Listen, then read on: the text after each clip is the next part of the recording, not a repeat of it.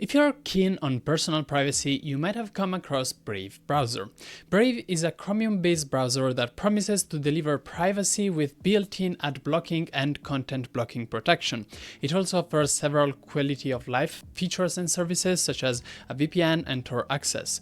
It's even listed on the reputable Privacy Tools website. So why am I telling you to steer clear of this browser then? Let us take a step back. So firstly, where did the Brave browser even come from? Brave was founded in 2015 by its current CEO, who is called Brendan Eich. If his name rings a bell to you, there might be multiple reasons for it. Brendan is most famously known as the creator of the JavaScript programming language, the language your browser can interpret and run back during his days at the Netscape Communication Corporation, the company behind the historical Netscape Navigator web browser. Furthermore, he wrote the original version of SpiderMonkey, the JavaScript interpreter that Firefox uses to this day, and Eich continued to oversee the development of SpiderMonkey under Mozilla from 1998 onwards, after Mozilla had inherited the Netscape code. In fact, Mozilla was founded by Eich, co-founded, and others as a free and open source project around the same time frame. The Mozilla project was meant to be a wrapper for the open source contribution for the Netscape browser, and Eich grew his career inside the Mozilla organization, even becoming the appointed CTO in August 2005, and continued to develop SpiderMonkey until 2011, when he ceded its development to Dave Mandelin. There's some housework going on in the background. I hope you don't hear that. His career at Mozilla started to decline when, after being appointed CEO of Mozilla Corporation on March 24, 2014, several Mozilla employees called him to resign. This happened because Brendan Eich had been donating small sums of money to very problematic anti-LGBTQ political organizations, which rightfully caused Mozilla employees who were part of the LGBT community to feel uneasy and in danger under the new leadership. Over the years, Eich has donated more money to incredibly problematic political initiatives and organizations such as California Proposition 8, a movement that sought to ban same-sex marriages in the state of California back in 2008, on top of some even more generous donations to Tom McClinton, a Republican politician who supported Proposition 8. This scandal caused a chain reaction that led half of Mozilla board to step down. Ultimately, this backlash forced the CEO to express sorrow for causing pain and promise that he would work with LGBT communities and allies, statements that were in all likelihood motivated by the necessity of saving face and running a PR campaign to cleanse in his image and avoid stepping down as the CEO rather than by genuine regret. Predictably, these empty excuses were not enough to soften the blow, and some activists created an online campaign against Eich to pressure him to step down as CEO. One of the hardest blows, let's say, was caused by the dating website OkCupid, which began displaying a message warning the users about Eich actions and strongly encouraging them not to access the websites using Firefox or other Mozilla products as a form of boycott when a user was using a Firefox user agent. Shortly after, on April 3rd, 2014, Brendan Eich finally agreed to step down as Mozilla CEO and decided to leave Mozilla as a whole. After a 2-year hiatus, Eich finally came back and launched a new web browser, Brave software, with its development version getting released in January 2016 after obtaining $2.5 million in funding in late 2015, shortly followed by another $4.5 million funding in 2016. As we are about to see, however, this story is far from over, and even this new venture will quickly prove to be, at the very least, ethically questionable. With this out of the way, let's keep going. Although the browser had just been released, the first controversy around it did not take long to surface. In 2016, Brave browser shared a plan to launch a feature called Brave Ad Replacement. The feature pretty much did or planned to do what it said that it would. It would block existing advertisement online and replace them with privacy-friendly ads that Brave itself would inject to the website. According to Brave's marketing, these new Brave ads would also pay publishers, which would have made them sustainable. However, it would have done so in a volatile cryptocurrency, instead of cutting down their reliable fiat income stream, and they would pay them half compared to before. And of course, they would also take themselves a 15% of the cut just for themselves. This idea was about as bad as you would expect to like any reasonable person, and it really never came to life. Soon enough, the Newspaper Association of America reacted to the issue by, well, issuing Brave a cease and desist letter, calling out what Brave was doing as blatantly illegal. If you think this is bad enough, though, I recommend that you mentally prepare for what's to come. 2016 was 9 years ago already, just time flew by, which means that we still have a little bit short of an entire decade of screw-ups to cover. In 2018, Tom Scott, a content creator famous for creating incredibly entertaining videos where he creates unusual stuff, tweeted a warning to their followers not to send donations to anyone asking for anything in his name, as he was not taking donations. He said that Brave was using his names and photo without his consent. What was really happening? Well, Brave was collecting donations in their cryptocurrency from its users to creators and website owners, offering to pay them out when it reached a minimum value of $100. This program was open to any website owner, regardless of whether they had a Brave Rewards account or not. Thus, Tom Scott one day noticed that Brave was accepting donation on his behalf, thought to himself, "Oh, I never set that up," and believed that he was being impersonated. It wasn't, but I can see why you would think that. Naturally, Tom reached out to Brave, demanding to opt out to this campaign, and quoting him verbatim, the company responded that, "We'll see what we can do, and refunds are impossible anyway." The latter is true, since, well, these are crypto donations and they are anonymous, so it's impossible to refund. But this only added to the idea of Brave being some scammy impersonator. For what it's worth, Brave quickly rolled out an improved infographic that made it a bit clearer that they were not affiliated with the creators that you could donate to, and Tom deleted the tweets since. But then in 2020, it was found that Brave browser injected referral links into URLs of crypto wallets and exchange websites like Coinbase. Referral links are a common marketing campaign used by several services to encourage onboarding of new users. How they typically work is that a user of a service may advertise the platform to new users and encourage them to join with a referral link used to validate the identity of the person and entity who invited them. And the more new users a person helps sign up through their referral link, the more they are rewarded by the service. A typical reward is a small share of the royalties from a purchase a user makes, a discount on a paid tire features, or other benefits that have monetary value.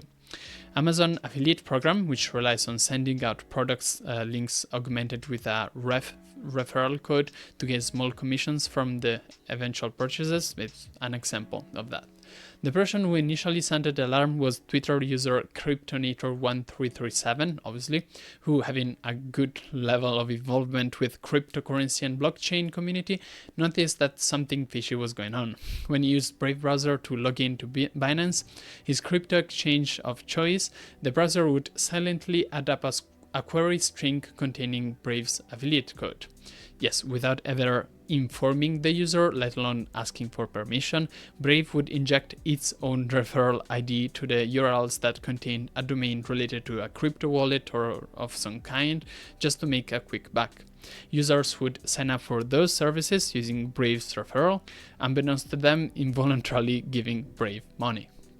Now, yes, the CEO apologized and said that they are not perfect, but they course correct quickly, disabling the feature entirely. It's nonetheless extremely worrying that they thought that this was acceptable in the first place. By the way, this is the same exact behavior that got only to be marked as a terrible scam nowadays. Moving forward, what is the absolute funniest thing a browser whose main selling point is having a strong built-in ad blocker could do? And well, if you thought serving ads right in its user interface would be out there, you thought well. In January 2020, Brave officially introduced the Sponsored Image program, directing its presentation to partner businesses and advertisers. By default, Brave browser would start to display sponsored images as the background for the home and new tab pages. It all started with an innocent feature. Brave would already rotate several pictures on its new page, a feature that users liked. Things took a turn for the worse when a Twitter user randomly suggested Brave would add pictures from a SpaceX rocket launch to the rotation, since SpaceX had released and licensed those pictures under a Creative Commons license. This addition prompted users to wonder whether SpaceX was paying for those pictures being added to the rotation. They weren't, but this conversation caused Brave to have yet another bright idea. What if we charged advertisers to push their own ads right onto the user new tab pages? So they did that. Naturally, people didn't like that. They felt it was a bad first impression that a browser whose main selling point was a built-in ad blocking would serve ads by default right in the UI, and furthermore, they found the nature of the ads pretty suspicious, since a lot of them were related to cryptocurrencies. Not only was this decision not reversed, but one of Brave contributors considered the idea of adding friction to the opt-out process 2 years later. Thankfully, that suggestion has not been implemented, but it speaks volume about the mission that Brave is trying to go for. The point has never been putting users in control. The point has always been to lure privacy-conscious users to use a product that was meant to be nothing but a cash cow, with the primary goal of extracting every single cent of profit that can be extracted. I cannot pronounce that word. Extracted in any way, ethical or not. In 2021, Brave shipped a Tor functionality that leaked onion addresses as part of the DNS traffic, exposing users using Tor for anonymity. I just can't do it today, to a really bad security issue. Tor, which stands for the Onion Router, is a protocol and an overlay network that allows people to access the web in a completely anonymous form by routing the user traffic through a random path of decentralized nodes, passing data between them in such a way that the negative impact of one malicious node would make limited. Furthermore, users who are connected to the Tor network may visit .onion domains, special websites that are inaccessible from the regular www protocol and that are typically used to guarantee complete anonymity. The main use case for Tor is providing users with, again, complete anonymity in cases where it's crucial to have it. Tor is widely used by investigative journalists, political opponents, activists, and other categories of people who are highly likely to be targeted or watched by an entity that seeks to harm them. The project gets regularly used for those cases where any privacy leak would result in significant personal repercussion for the user in question. Above all things, the main thing that must not happen is leaking data to the user ISP, which knows all about their real identity and who must comply with federal laws. The latter is what actually happened. For a while, Brave browser had been exposing the .onion domain that people visited as part as DNS traffic, hence completely breaking one of the main points of using Tor, keeping your activity on the Onion network from your ISP. The damage of this could somehow be mitigated in case the user had manually changed the DNS provider the system is configured to use from the default value to something like Quad9, a DNS provider that has a good track record for caring about privacy. But not only is that not optimal, but it's also the unlikely scenario since the default case is using your ISP's DNS server. What it means is that it is entirely possible that users who used Brave's Tor feature for carrying out tasks that required complete anonymity had been telling their service provider what website they had been visiting the entire time, potentially putting them in great danger. Then, in 2023, Brave announced that they'd be selling their search data to AI companies for inference. According to stackdiaries.com, it also included AI training, though I wasn't able to confirm this. This caused some pushback, especially since Brave search snippets of web pages are particularly lengthy and contain a good slice of the content. Some websites, as a result, wanted to opt out of this, which means blocking the Brave crawler. However, Brave Search Scraper does not have any identifiable information that would allow us to block it specifically, differently from other crawlers who usually put the company name or something in the user agent. As an example, here's Bing, openly disclosing the user agents, which includes the word Bing bot. Well, why is Braving hiding itself? Well, according to their own quite angry email to the author of the blog post that I've shown you, they just don't have the resources to contact all domain owners who, rightfully or not, discriminate against anyone but Google.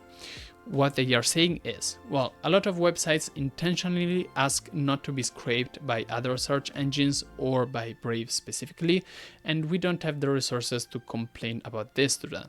Thus, we will do it secretly so that you cannot block us unless you also block Google. Well, what is one of the funniest things a so-called privacy-oriented browser could do? If you guessed taking away privacy features that were previously implemented, you got it right again. In 2024, Brave decided to deprecate the option for strict fingerprinting protection. This feature is useful to try and stop websites from following users around the web and uniquely identify them and creating a personal fingerprint of them, composed of a little set of details such as whether they use dark mode or what operating system they are on. The reason for removing the feature is that when set to strict mode, fingerprinting protection caused several sites to break. While this might be true, however, there is little point in not giving the user the chance to even choose from themselves, something that one would take for granted for a browser that is supposed to be all about privacy and putting the user first. There's a few other minor things that still bug me, like Brave decided to pay for advertisement whenever a user searched for Firefox in the Play Store, fair enough, displaying "Forget the Fox" in the title of the application. Many users thought this slogan was unprofessional, and I kind of agree to some extent, but sure, not a big deal. That said, the VP of Brave decided to go on Twitter and claim it was photoshopped, even though multiple independent people were claiming it was true and posting screenshots about it. Did he not know about the campaign? Was he lying? I'm deeply confused. And just going through his Twitter feed, again, this is the VP of Brave, gives me negative confidence in his product. Is 100% into all things crypto, from NFTs to FTX when it existed. Uses AI-generated images to promote NFTs and such, retweets right-wing activists. Nothing of this is necessarily better in itself, but it certainly does not inspire me confidence in his product. You do you, though. Similarly enough, Brendan Eich's feed is also containing some worrying content, in my opinion, ranging from, again, retweeting right-wing activists to weird Republican propaganda. He claims to be an independent and not Republican, but this does not make me any less worried about the type of ideas that he follows. But yeah, if you're a big fan of AI and crypto, and you're okay with having advertisement in the user interface out of the box, and you're okay with past attempts to steal money from websites and collect donations towards people who wouldn't necessarily even receive it, plus you can put up with occasional privacy mistakes, let's call them that, sure, go ahead, use Brave. I wouldn't recommend it, but you do you.